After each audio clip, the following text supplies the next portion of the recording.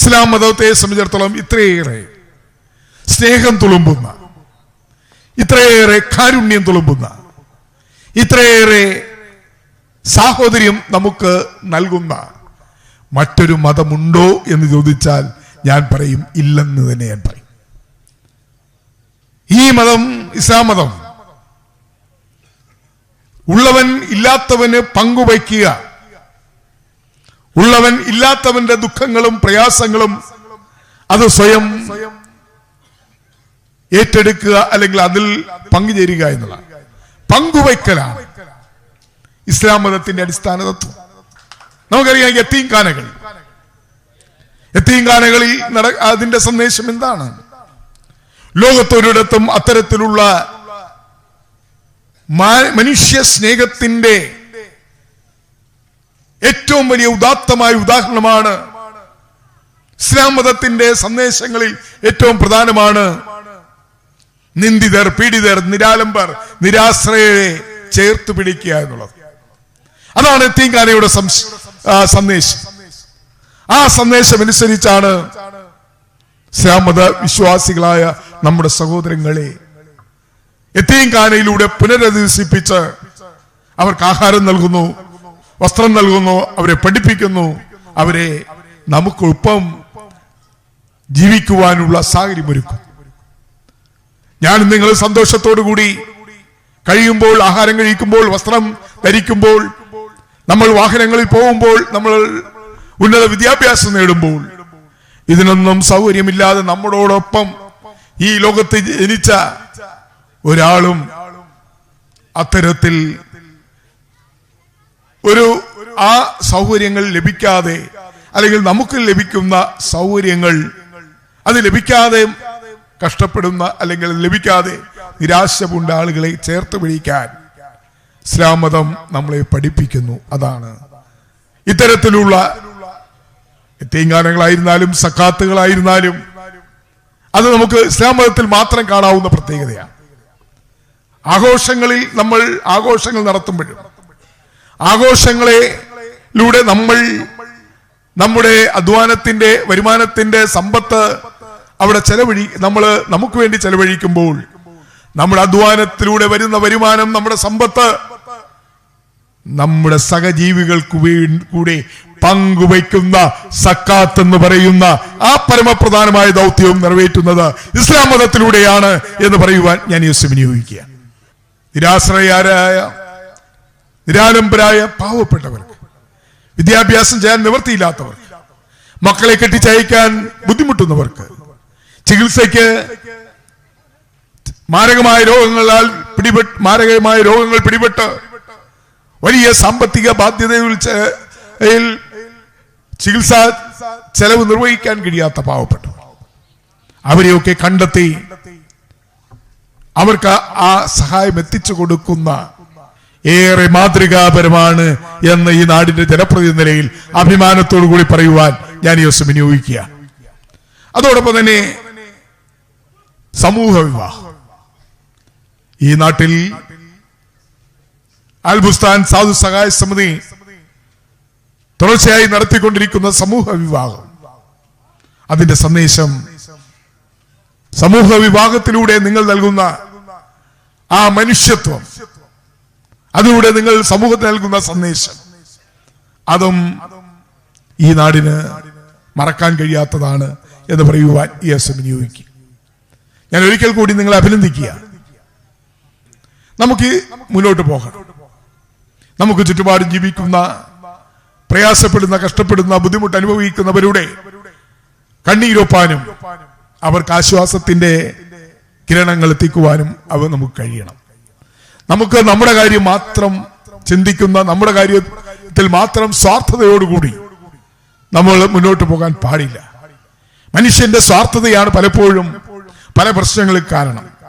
സ്വാർത്ഥത വെടിഞ്ഞുകൊണ്ട് നമുക്ക് ലഭിക്കുന്ന എല്ലാ സമ്പത്തും അത് ഇല്ലാത്തവർ കൂടി പങ്കുവയ്ക്കാൻ കഴിയുമെങ്കിൽ മാത്രമേ നമ്മുടെ ജീവിതം അർത്ഥപൂർണമാവുകയുള്ളൂ, നമ്മുടെ വിശ്വാസം അർത്ഥപൂർണമാവുകയുള്ളൂ, നമ്മുടെ മാനവികത അത് ഇവിടെ പൂർണ്ണതയിലെത്തുകയുള്ളൂ എന്ന് പറയാൻ ഞാൻ ആഗ്രഹിക്കുന്നു. അങ്ങനെ വരുമ്പോൾ ഇസ്ലാം മതവും ഇസ്ലാം മത വിശ്വാസികളായ നിങ്ങളും നമ്മുടെ ലോകത്താകമാനം നമ്മുടെ നാട്ടിലടക്കമുള്ള പ്രദേശങ്ങളിൽ നിങ്ങൾ ചെയ്യുന്ന ഇത്തരം പ്രവർത്തനങ്ങളെ എത്ര തന്നെ അഭിനന്ദിച്ചാലും മതി വരില്ല എന്ന് ഞാൻ ഒരിക്കൽ കൂടി പറയുവാൻ ആഗ്രഹിക്കുക. ഏത് വേദിയിൽ പോകുന്നതിനേക്കാൾ ഏറ്റവും സന്തോഷം നൽകുന്ന വേദിയാണ് ഇത്തരത്തിലുള്ള വേദികൾ. ഞങ്ങൾ ഒരുപാട് വേദികൾ ദിവസവും പങ്കിടുന്നവരും ഒരുപാട് മീറ്റിങ്ങുകളിലൊക്കെ പങ്കെടുക്കുന്നവരുമാണ്. പക്ഷേ മനസ്സിന് സന്തോഷം നൽകുന്നത്, മനസ്സിനെ ആനന്ദിപ്പിക്കുന്നത്, മനസ്സിന് സംതൃപ്തി നൽകുന്നത് ഇത്തരത്തിലുള്ള പരിപാടികൾ പങ്കെടുക്കുമ്പോഴാണ്. അങ്ങനെ ഇത്തരത്തിലുള്ള പരിപാടികൾ, ഇത്തരമാതിരിയുള്ള ജീവകാരുണ്യ പ്രവർത്തനങ്ങളും സമൂഹ വിവാഹമായിരുന്നാലും മറ്റ് ജീവകാരുണ്യ പ്രവർത്തനങ്ങളാകും, അത് നമ്മുടെ സമൂഹത്തിൽ ഏറ്റവും കൂടുതൽ ചെയ്യുന്നത് നിങ്ങളെപ്പോലെയുള്ള സംഘടനകളാണ് എന്ന് പറയാതിരിക്കാൻ നിവൃത്തിയില്ല. മറ്റേതൊരു സംഘടനകളെക്കാൾ, മറ്റേതൊരു മതത്തെക്കാൾ, മറ്റേതൊരു വിശ്വാസത്തെ നാം പരിശോധിക്കുമ്പോൾ ജീവകാരുണ്യ പ്രവർത്തനങ്ങളും സമൂഹത്തിലെ പാവപ്പെട്ടവർക്ക് ആശ്വാസം നൽകുന്നതിലും അവരെ കണ്ണീരൊപ്പുന്നതിനും വളരെയേറെ ശ്രദ്ധിക്കുന്ന, വളരെയേറെ അതിനുവേണ്ടി അധ്വാനിക്കുന്ന വിഭാഗമാണ് നമ്മുടെ ഇസ്ലാം മത വിശ്വാസികളായ ചെറുപ്പക്കാരും അവരുടെ സംഘടനകളും എന്ന് ഈ അവസരത്തിൽ പറയാൻ ഞാൻ ആഗ്രഹിക്കുകയാണ്. ഇതൊരിക്കലും അവസാനിക്കാൻ പാടില്ല. ഇത് കൂടുതൽ കൂടുതൽ ആളുകളിലേക്ക് എത്തിക്കാൻ, ഇത് കൂടുതൽ കൂടുതൽ ആളുകളിലേക്ക് നിങ്ങളുടെ കരുണയുടെ കാരുണ്യത്തിന്റെ സഹായം എത്തിക്കുവാൻ നിങ്ങൾക്ക് കഴിയണം. തീർച്ചയായും അങ്ങനെ കഴിഞ്ഞാൽ അങ്ങനെ നിങ്ങൾക്ക് അതിന് കഴിയുമെങ്കിൽ അള്ളാഹുവിന്റെ എല്ലാവിധമായ അനുഗ്രഹവും നിങ്ങൾക്കുണ്ടാകും എന്നുള്ള കാര്യത്തിൽ യാതൊരു സംശയമില്ല. തീർച്ചയായും നാഥന്റെ ആഗ്രഹം. അതുപോലെ തന്നെ അന്ത്യപ്രവാചകൻ എന്താണോ നമ്മുടെ സമൂഹത്തിന് നൽകിയ ആ വലിയ സന്ദേശം, ആ സന്ദേശം നമ്മുടെ ജീവിതത്തിൽ പ്രസംഗിക്കുകയിൽ മാത്രമല്ല, ആ പ്രസംഗത്തോടൊപ്പം തന്നെ അത് നമ്മുടെ ജീവിതത്തിൽ പകർത്തുന്ന ആ ഒരു പ്രവൃത്തി, അത് ഏറ്റവും പുണ്യം നിറഞ്ഞ പ്രവൃത്തിയാണ്. തീർച്ചയായും നമ്മുടെ നാട് മത സൗഹാർദ്ദത്തിന്റെയും മതമൈത്രിയുടെ നാടാണ്. ഒരിക്കൽ പോലും ഒരു തരത്തിലുള്ള അകൽച്ച, വിഭാഗീയതയോ സംഘർഷങ്ങളോ മതത്തിന്റെ പേരിൽ ഉണ്ടാകാത്ത ഏറ്റവും മഹത്തായ ഒരു നാട്ടിലാണ് നമ്മൾ എല്ലാവരും താമസിക്കുന്നത്. ഇത് എക്കാലത്തും നമുക്ക് നിലനിർത്തി മുന്നോട്ട് കൊണ്ടുപോകണം. നമ്മളെ തെറ്റിപ്പിക്കാൻ അല്ലെങ്കിൽ നമ്മളെ തമ്മിൽ ഭിന്നിപ്പിക്കാൻ ശ്രമിക്കുന്ന ഏത് ശക്തികൾ എവിടെ നിന്ന് വന്നാലും അവരെ മുളയിലെ തന്നെ നുള്ളുവാൻ നമുക്ക് കഴിയണം. നമ്മുടെ ഈ സാഹോദര്യവും സൗഹാർദ്ദവും സ്നേഹവും അതാണ് നമുക്ക് ഏറ്റവും അത്യാവശ്യം. അതിന് നമ്മളെ പണ്ഡിതന്മാരും നമ്മുടെ മൗലവിമാരും തരുന്ന എല്ലാവിധമായ അവരുടെ നിർദ്ദേശങ്ങൾ, അവരുടെ ഉപദേശങ്ങൾ, അവരുടെ ആഹ്വാനങ്ങൾ നമുക്ക് അതനുസരിച്ച് മുന്നോട്ട് പോകാൻ കഴിഞ്ഞാൽ യാതൊരു സംശയവുമില്ല അവരുടെ പ്രഭാഷണങ്ങൾ വെള്ളിയാഴ്ച ദിവസങ്ങളിലെ പള്ളികളിൽ അവർ നൽകുന്ന സന്ദേശം എത്ര മഹത്തരമാണ്. അവരുടെ ഞാൻ പല പള്ളികളിലും ആ സന്ദേശങ്ങൾ ഞാൻ കേൾക്കാൻ ഇടയായിട്ടുണ്ട്.